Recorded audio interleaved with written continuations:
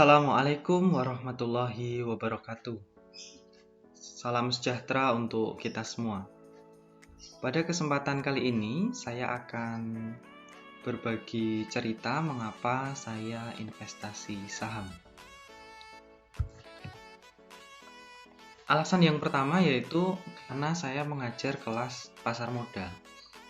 Jadi, menurut saya, ketika saya ditugaskan untuk mengampu kelas pasar modal, maka saya harus menjadi praktisi. Mengapa? Supaya saya bisa cerita kepada mahasiswa saya, ini loh pengalaman saya gitu. Jadi bukan hanya sekedar textbook, apa yang ada di buku saya sampaikan kepada mahasiswa saya, tetapi saya juga bisa sharing pengalaman saya, ya.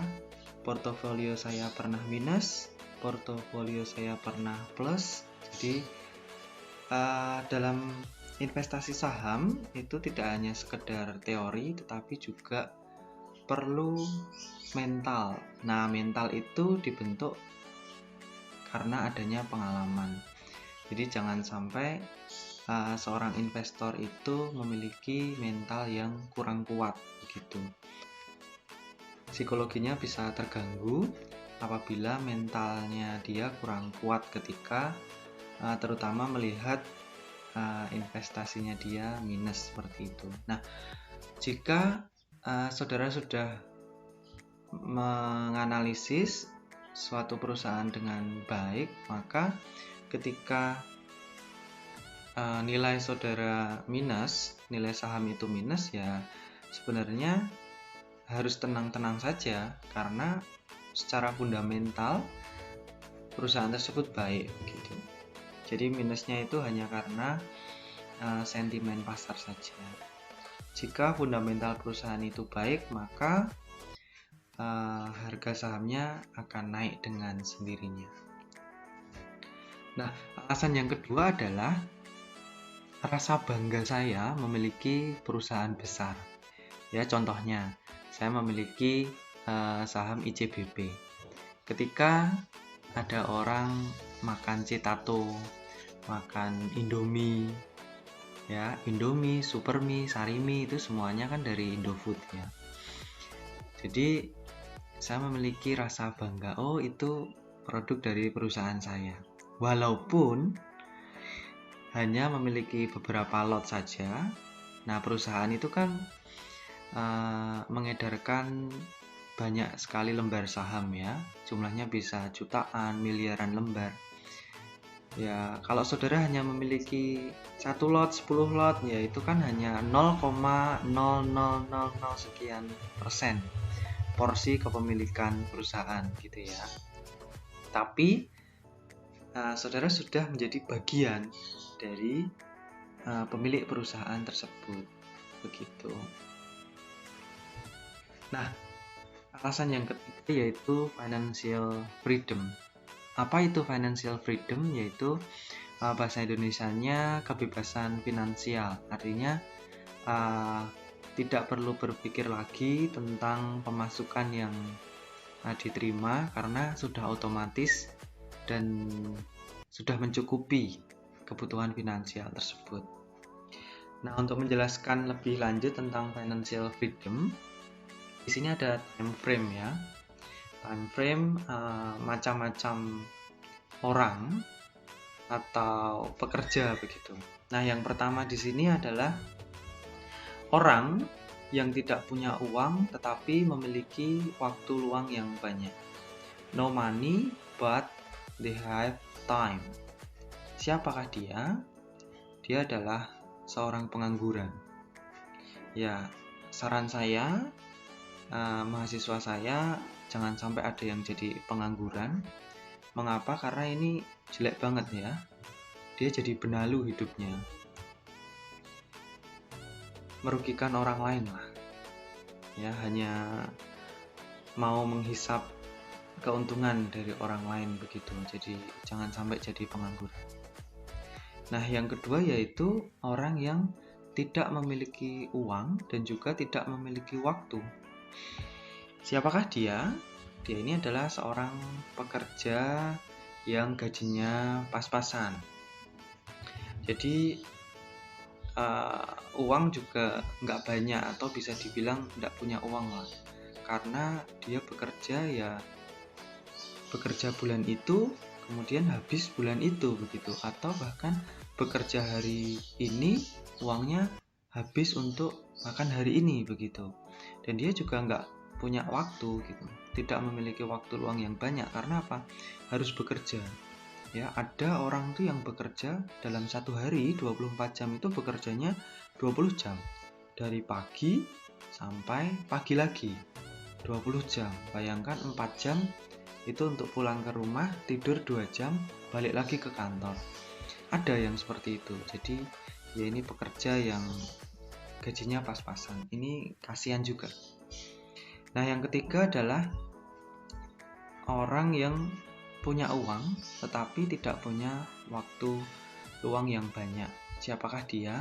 Biasanya ini adalah pekerja yang gajinya cukup lumayan. Dia punya uang atau eksekutif perusahaan, tetapi dia punya schedule yang padat, tidak memiliki waktu luang yang banyak. Nah, yang terakhir ini adalah seseorang yang sudah bebas secara finansial atau sudah memiliki financial freedom. Siapakah dia? Dia adalah seorang investor. Dia punya uang dan dia juga punya waktu luang yang banyak. Nah, maksudnya di sini adalah seorang investor itu sudah memiliki passive income. Passive income adalah pendapatan yang didapatkan tanpa seseorang harus berusaha untuk mendapatkannya. Jadi tidur pun uangnya mengalir masuk begitu. Nah, kalau investor saham, dia akan dapat dividen dari perusahaan yang dia miliki. Jadi ketika saudara sudah memiliki saham yang cukup banyak dan dividennya itu sudah mencukupi kebutuhan saudara, maka bisa disebut saudara sudah memiliki financial freedom. Nah, saya sarankan saudara menjadi orang yang memiliki uang dan waktu yang banyak gitu, punya uang yang banyak dan waktu luang yang banyak, sehingga saudara bisa bebas mau melakukan aktivitas apa, dan juga sudah tidak memikirkan lagi kebutuhan saudara gitu. Nah, untuk menutup video kali ini saya akan menutupnya dengan quotes dari Warren Buffett. Ini adalah seorang investor yang cukup sukses. Pesan beliau adalah, if you don't find a way to make money while you sleep, you will work until you die. Jadi kalau saudara tidak bisa menemukan cara untuk menghasilkan uang ketika saudara tidur, maka saudara akan bekerja sampai saudara meninggal begitu. Padahal kan kita tidak tahu apakah kita tetap kuat bekerja sampai kita meninggal gitu. Nah, ya ini bisa direnungkan sehingga saudara memiliki target-target tertentu, sehingga masa depan saudara itu bisa tertata dengan baik. Nah, yang bahaya itu yang ada pekerja yang bekerja hari ini untuk makan hari ini gitu. Nah, itu kasihan ya. Nah, yang kedua adalah pesan dari Umar bin Khattab. Kalau tadi Warren Buffett itu sudah dari tokoh dari negara barat, kalau ini tokoh dari Timur Tengah ya. Pesan ini saya ambilkan dari buku, serial buku dari Ibo Santoso, serial buku Keajaiban Rezeki. Isi pesannya adalah, wahai pekerja, jangan habiskan semua upahmu. Sebagian belikan ladang, sebagian belikan kambing. Nah, maknanya pesan ini supaya kita berinvestasi gitu. Jadi jangan dihabiskan semua gaji kita seperti itu. Nah, di sini juga sudah ada diagram yang saya tampilkan, why the rich get richer. Nah, di sini ada perbandingan antara the poor and the rich. Kalau orang miskin tuh biasanya mindsetnya kalau dia menghasilkan sekian, ya dia habiskan sekian begitu. Seberapapun besar uangnya, kalau semuanya dihabiskan, ya tidak ada porsi untuk investasi. Nah, ini juga jelek sekali. Sementara the rich, orang-orang kaya, mengapa semakin kaya?